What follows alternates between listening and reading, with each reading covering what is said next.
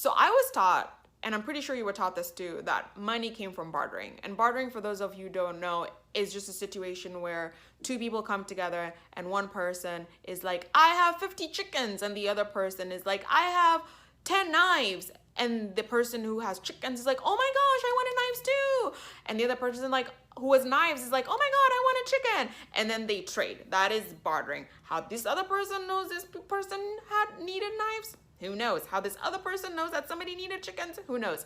And so economists say because of that, money came about.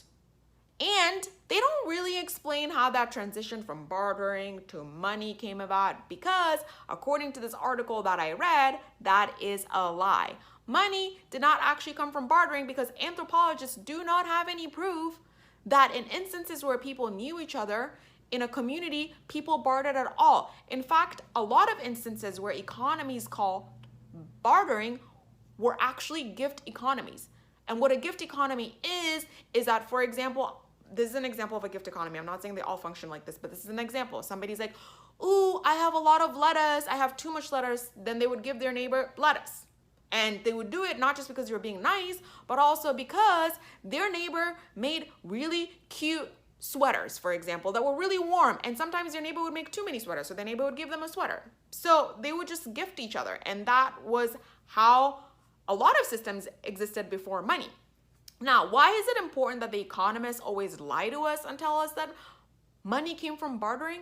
It's to build this idea that human beings are just transactional beings who just do nice things for each other because they expect nice things in return. I mean, we do. It's always reciprocated, but we will only do nice things for somebody if we know for sure that they're going to give us something, which turns out really isn't the case. We're actually more cooperative. And so they always like to let us know that we're efficient and we're rational, and we're not. We're petty and we have grudges. And so all that is bullshit.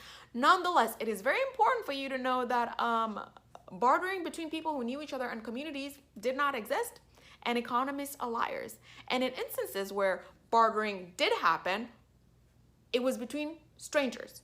And in those particular instances, it wasn't this rational trade where they were like, 5 chickens for 10 knives. In fact, there was like a lot of rituals involved around it in terms of determining who gets who and what gets what, and value really wasn't placed in the same way that we place things.